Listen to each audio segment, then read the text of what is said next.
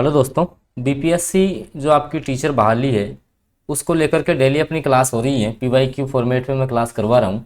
आपकी भेद मांग के आधार पर भूगोल की ये क्लास रखी गई है। भूगोल के जो टॉप एमसीक्यूज बीपीएससी ने पूछे हैं उनका डिस्कस जो है मैं इस क्लास में आपसे करने वाला हूँ। देख लीजिएगा, क्वेश्चंस का लेवल देख के आपको पता लग जाएगा क्लास का क्या लेवल रहने वाला है। और डेली बेसिस पे आप भाई चैनल से जुड़े रहने के लिए चैनल को आप सब्सक्राइब जरूर कर लेंगे। साथ में आप बेल नोटिफिकेशन को भी ऑन कर लें ताकि आगामी जो वीडियोज़ हैं उनकी अपडेट भी आपको मिलती रहे। तो देखिएगा, अंटार्कटिका में भारत के तटीय शोध केंद्र का नाम कौन सा है? भाई भारत के जो प्रमुख शोध केंद्र स्थापित हैं अंटार्कटिका महाद्वीप में, आप सभी को पता है दोस्तों। तो उसमें तीसरा जो है, तीसरे क्रम का जो है वो कौन सा है? स्वागतम है, मैत्री है, हिंदुस्तान है या भारतीय है? तो दोस्तों ऑप्शन ए करेक्ट रहेगा। थर्ड नंबर का था आपका भारती। जो तीसरा शोध केंद्र वहां स्थापित किया गया था भारत की तरफ से, वो भारतीय नाम से था। और इसको बीपीएससी ने 2 बार पूछा है इस क्वेश्चन को। काफी इंपॉर्टेंट और सिलेक्टेड क्वेश्चन जो है वो मैं डेली बेसिस पे आपके लिए लेके आता हूँ। तो आप जो है चैनल को सब्सक्राइब जरूर कर लें। अगला क्वेश्चन दोस्तों आपके लिए है, क्षेत्रफल के क्रम में भारत के 3 बड़े राज्य कौन से हैं? और देखो 52वीं, 53वीं, 55वीं बीपीएससी एग्जाम में क्वेश्चन पूछा गया है। भाई क्षेत्रफल के अनुसार जो घटता हुआ क्रम है इनका वो कौन सा है? आप सबको पता है दोस्तों कि क्षेत्रफल के मामले में जो है सबसे बड़ा आपका राजस्थान है, उसके बाद में मध्य प्रदेश का स्थान आता है, तीसरे नंबर पे आपके महाराष्ट्र का स्थान आता है। तो ऑप्शन ए में ही दे रखा है राजस्थान, मध्य प्रदेश और महाराष्ट्र। तो ऑप्शन जो आपका ए है वो सटीक आंसर रहने वाला है दोस्तों इस क्वेश्चन का। तो ऑप्शन ए के साथ अपन चले जाएंगे। बहुत अच्छा क्वेश्चन है और कई बार जो है बीपीएससी ने जो है दोस्तों इस क्वेश्चन को आपसे पूछा है। चलते हैं अगले क्वेश्चन पे दोस्तों। अगला जो आपका क्वेश्चन आपके सामने निकल के आ रहा है दोस्तों वो है, पौधों को सबसे अधिक पानी किस मिट्टी से मिलता है? कहने का मतलब बात ये हुई दोस्तों कि सबसे ज्यादा जो नमी है वो कौन सी मिट्टी में है दोस्तों? सबसे ज्यादा जो नमी है आपकी वो कौन सी मिट्टी में है? ऑप्शंस आपके सामने हैं, चिकनी मिट्टी, बलुई मिट्टी, पांसू मिट्टी या लोम मिट्टी। तो देखिएगा, पौधों को सबसे अधिक जो पानी मिलता है ना दोस्तों वो चिकनी मिट्टी से मिलता है। ठीक है, पानी की सर्वाधिक मात्रा होती है इसमें। और 2 बार बीपीएससी ने इस क्वेश्चन को भी पूछ लिया है। तो ऑप्शन ए जो है वो सटीक आंसर रहेगा। फिर मैं बोल रहा हूँ डेली बेसिस पे पीवाई की क्लास लगातार आपको मैं सब्जेक्ट वाइज दे रहा हूँ। आप कमेंट कर सकते हैं, जिस सब्जेक्ट की आपको ज़्यादा नीड है ना वो आप कमेंट कर दें, वीडियो आपको मिल जाएगा। और कंटेंट पे जो है आपको घबराने की आवश्यकता नहीं, कंटेंट बहुत शानदार और दमदार आपके लिए रखा गया है। अगला क्वेश्चन दोस्तों, भारत के किन राज्यों में गन्ना सबसे ज़्यादा पैदा होता है? कहने का मतलब गन्ना उत्पादन की दृष्टि से भारत के कौन से बड़े राज्य हैं इन ऑप्शंस के आधार पर? देखिएगा, ऑप्शन ए है बिहार और उत्तर प्रदेश और राजस्थान, आंध्र प्रदेश और जम्मू कश्मीर, पंजाब और हिमाचल प्रदेश। दोस्तों ये भी जो है बीपीएससी ने 2 बार इस क्वेश्चन को पूछ लिया है। तो गन्ने के उत्पादन में बात करें ऑप्शन के हिसाब से तो बिहार और यूपी का दोस्तों प्रारंभ में स्थान आता है। तो ऑप्शन ए जो है वो सटीक आंसर रहेगा इस क्वेश्चन का। और डेली बेसिस पे इस प्रकार के जो क्वेश्चन की अपडेट आप पाने के लिए दोस्तों चैनल को सब्सक्राइब आप जरूर करेंगे। अगला क्वेश्चन, भारत के निम्न राज्यों में किसे चीनी का कटोरा कहा जाता है? 64वीं बीपीएससी एग्जाम में ये क्वेश्चन पूछा गया है। भाई जो है चीनी का कटोरा जो है भारत के कौन से राज्यों को जो है चीनी का कटोरा कहा जाता है? इनमें से यूपी, बिहार, महाराष्ट्र, हरियाणा या उपयुक्त में से कोई नहीं या एक से अधिक ऑप्शन सही है। तो आप सबको पता है दोस्तों, यूपी जो शहर है, यूपी जो जिला है, इसे चीनी का कटोरा कहा जाता है। चीनी का कटोरा इसको कहा जाता है। पूछा गया क्वेश्चन है, ऑप्शन ए जो है सटीक आंसर रहेगा। कई बार इजी क्वेश्चन होते हैं दोस्तों, वो आपके क्या है कि रिपीट में नहीं आते, तो फिर गलत होने की संभावना एग्जाम में बढ़ जाती है कंफ्यूज के माध्यम से। तो मैं ऐसे क्वेश्चंस का समावेश भी आपको मिलेगा और जो इंपॉर्टेंट क्वेश्चंस होते हैं उन्हीं का समावेश जो है मैं डेली बेसिस पे इन स्लाइड्स के माध्यम से आप तक रूबरू करवाता हूँ। तो देखिएगा, अगला क्वेश्चन है दोस्तों, बोडो निवासी हैं। अब आपने सुना होगा बोडो जनजाति, और ऐसा शायद ही कोई पेपर होगा जिसमें बोडो या गारो या सांसी जो जनजाति हैं इनके क्वेश्चन नहीं पूछे जाते हों। ऑप्शंस हैं, गारो पहाड़ी में रहती हैं, अमेजन बेसिन में रहती हैं, संथाल परगना में रहती हैं, मध्य प्रदेश में रहती है। तो जो आपकी बोडो जनजाति जो निवास करती है वो गारो पहाड़ी में है। ऑप्शन ए जो है वो सटीक आंसर रहेगा इस क्वेश्चन का। चलते हैं अगले क्वेश्चन पे। और दोस्तों सेशन आपको अच्छा लगता है तो प्लीज आप सेशन को लाइक भी कर दें। और डेली बेसिस पे आपको एग्जाम तक एमसीक्यूज मिलते रहेंगे। मैराथन क्लास भी मैं लेके आने वाला हूं। इसके अलावा आपसे जो वादा है 6 माह का करंट अफेयर 200 वन लाइनर में तुरंत अपन निपटाएंगे सुपर फास्ट स्पीड में, तो आप वो क्लास भी जरूर देखें।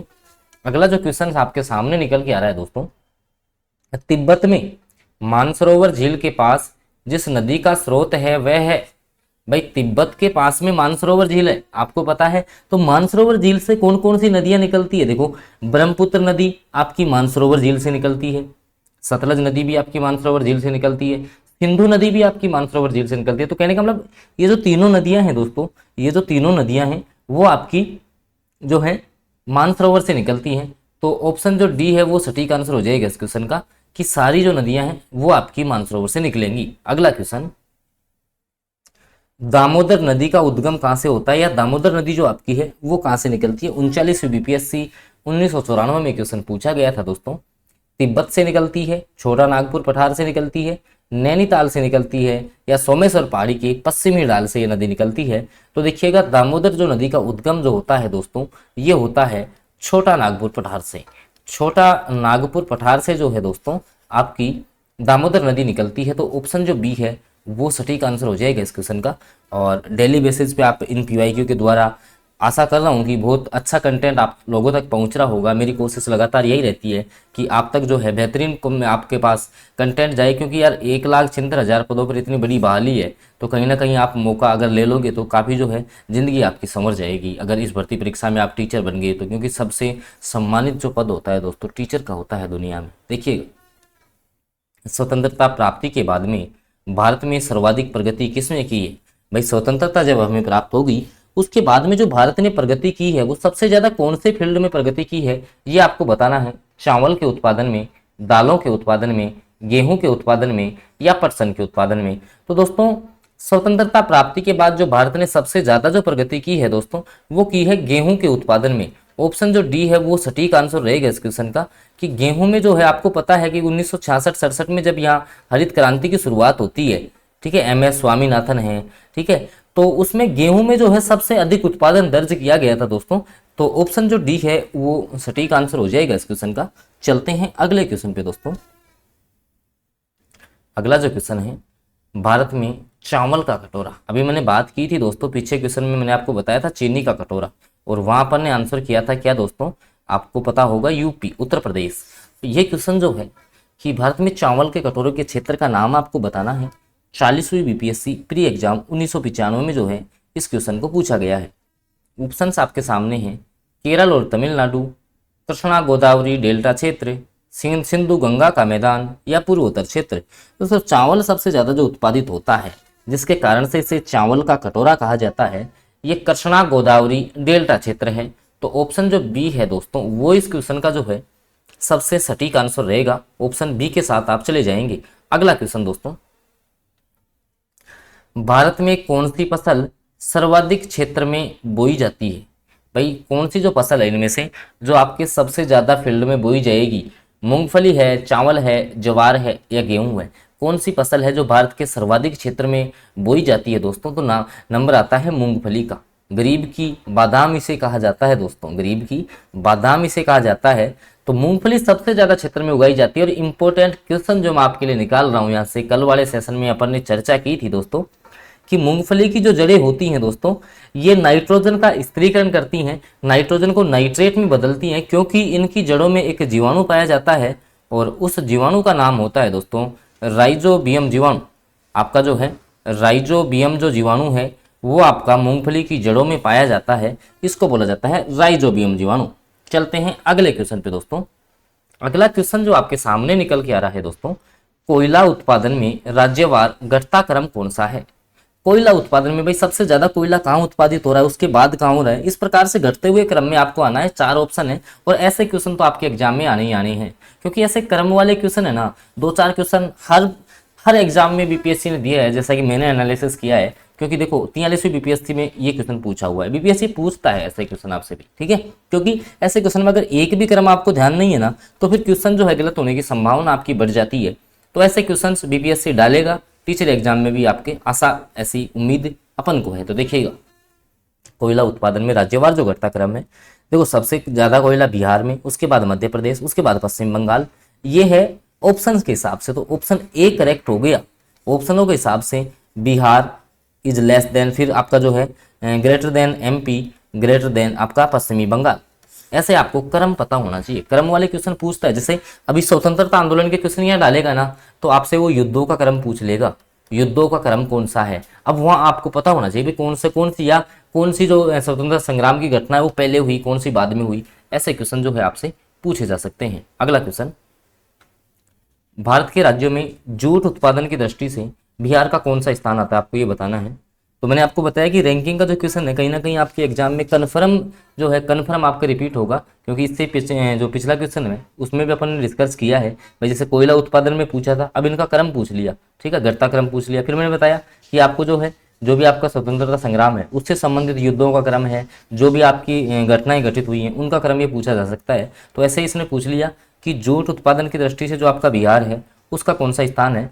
तो जूट उत्पादन में दोस्तों बिहार का जो स्थान आता है वो आपका आता है द्वितीय स्थान। तो ऑप्शन बी जो है वो सटीक आंसर हो जाएगा। और 64वीं जो आपकी बीपीएससी एग्जाम हुई थी 2018 में, उसमें जो है ये क्वेश्चन बीपीएससी ने पूछा था। अगले क्वेश्चन की बात करते हैं दोस्तों। अगला क्वेश्चन आपको बताना है कि हुंडरू जो आपका जलप्रपात है वो कौन सी नदी पर है। हुंडरू जलप्रपात जो है वो आपका कौन सी नदी पर है। ऑप्शंस आपके सामने हैं, इंद्रावती नदी, कावेरी नदी, स्वर्ण रेखा नदी या उपयुक्त में से कोई नहीं। चार ऑप्शंस आपके सामने हैं। 39वीं बीपीएससी एग्जाम में जो है ये क्वेश्चन आपका पूछा गया है कि हुंडरू जो प्रपात है वो कौन सी नदी पे बनाया गया है। तो याद रखना है दोस्तों, स्वर्ण रेखा जो नदी है उस पर आपका हुंडरू जलप्रपात है, स्वर्ण रेखा नदी आप जो है याद रखेंगे। और दोस्तों फिर मैं आपको बता दूं, डेली बेसिस पे पीवाईक्यू की ये क्लास जो है बहुत इंपॉर्टेंट है। सब्जेक्ट वाइज पीवाईक्यू मैं आपको देने की कोशिश कर रहा हूँ।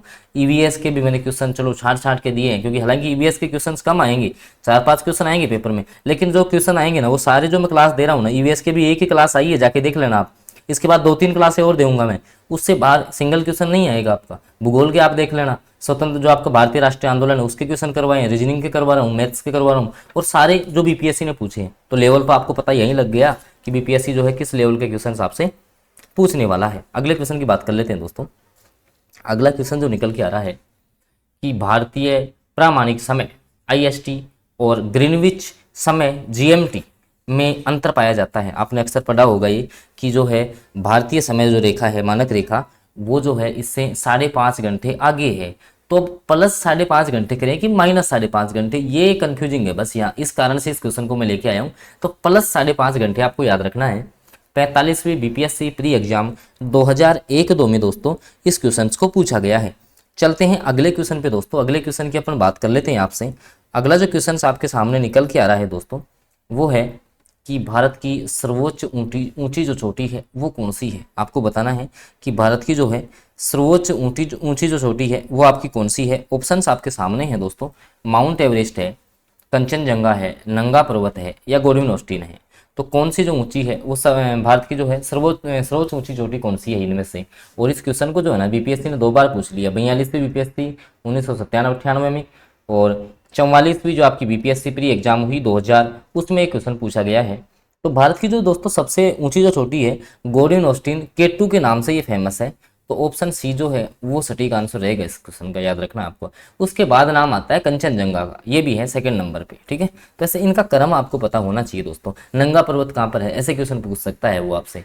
माउंट एवरेस्ट की ऊंचाई कितनी है, ऐसे क्वेश्चन पूछे जा सकते हैं आपसे। अगला क्वेश्चन दोस्तों, बात कर रहे हैं अपन सौरमंडल की।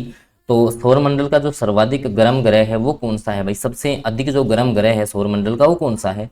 तो देखो सूर्य के जो सबसे निकट होगा, अब जैसे बुध ग्रह है सबसे निकट, तो ध्यान रखना बुध है, लेकिन बुध के बाद में इस पे जो है इतना इफेक्ट नहीं आता, तो शुक्र पे आता है। तो सबसे अधिक गर्म ग्रह हो गया शुक्र। क्रम आपको पता होना चाहिए बस, जैसे सूर्य है, सूर्य के बाद में दोस्तों बुध आता है, फिर जो है आपका जैसे मान लो कि अपन जो है बुध आएगा, उसके बाद में जैसे आपको एक एक को छोड़ना है, ठीक है। जैसे शुक्र को आपको स्टार्ट कर रहे हो, उसके बाद पृथ्वी आ जाएगी, फिर मंगल आ जाएगा, ऐसे आपको। और फिर जैसे वरुण और जो आपका अरुण और वरुण है, उसमें पहले अरुण आएगा उसके बाद में वरुण, तो सबसे लास्ट में हो जाता है फिर आपका वरुण, ठीक है। अगला क्वेश्चन, तो आपका जो क्रम है बुध है, उसके बाद में शुक्र है, उसके बाद में पृथ्वी है, उसके बाद में मंगल है, ऐसे क्रम आपको पता होना चाहिए ये।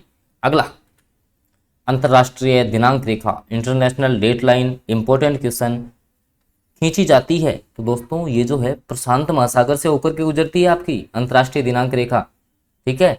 तो कितने डिग्री अक्षांश को बोलते हैं आप कमेंट करके बता दीजिएगा इसका आंसर। ऑप्शन सी जो है वो इस क्वेश्चन का सटीक आंसर रहेगा। 44वीं जो आपकी बीपीएससी प्री एग्जाम हुई है उसमें जो है ये क्वेश्चन आपका पूछा गया है। अगला क्वेश्चन, निम्न में से भारत का कौन सा राज्य रबड़ के उत्पादन में अग्रणी है। भाई रबर का जो है सबसे अधिक उत्पादन भारत के किस राज्य में होता है? तो केरला का नाम आता है दोस्तों। केरल में जो है रबर का सबसे ज़्यादा जो है उत्पादित रबर उत्पादित किया जाता है। ऑप्शन बी जो है वो सटीक आंसर हो जाएगा। और दोस्तों आप क्लास में पहली बार जुड़ रहे हैं तो आप जो है दोस्तों चैनल को सब्सक्राइब जरूर कर लेंगे, साथ में जो है आप बेल नोटिफिकेशन को भी ऑन कर ले ताकि आगामी जो क्लासेज हैं उनकी जानकारी भी जो है आपको मिलती रहेगी। अगला क्वेश्चन है, सुल्तानपुर बर्ड सेंचुरी कहाँ स्थित है? सुल्तानपुर बर्ड सेंचुरी आपकी कहाँ स्थित है? 56वीं और 59वीं बीपीएससी एग्जाम ने इसको पूछा है। तो ये हरियाणा में है। हरियाणा का भी ये गुड़गांव में पड़ता है। हरियाणा के कौन से हो दोस्तों? तो हरियाणा के भी ये गुड़गांव में पड़ता है। तो जो भी आपकी बर्ड सेंचुरियाँ हैं वो भी आपको पता होनी चाहिए, कौन सा राष्ट्रीय उद्यान कहाँ पर है, ये भी आपको इनकी जानकारी भी होनी चाहिए। ऐसे क्वेश्चन भी बीपीएससी आपसे पूछता है। तो दोस्तों पीवाईक्यू फिर मैं बोल रहा हूँ, डेली बेसिस पे सब्जेक्ट वाइज करवा रहा हूँ। जो बीपीएससी ने क्वेश्चन 2 से 3 बार पूछे हैं, रिपीट होने की संभावना है। तो आप डेली बेसिस पे क्वेश्चंस की अपडेट पाने के लिए चैनल को आप सब्सक्राइब कर लें, साथ में बेल नोटिफिकेशन को ऑन कर लें ताकि आगामी जो वीडियोज है उनकी अपडेट आपको मिलती रहे। इसके अलावा और कोई आपकी क्यूरीज रह जाती है तो आप कमेंट कर दें, उस पर जो है ध्यान जरूर दिया जाएगा। धन्यवाद।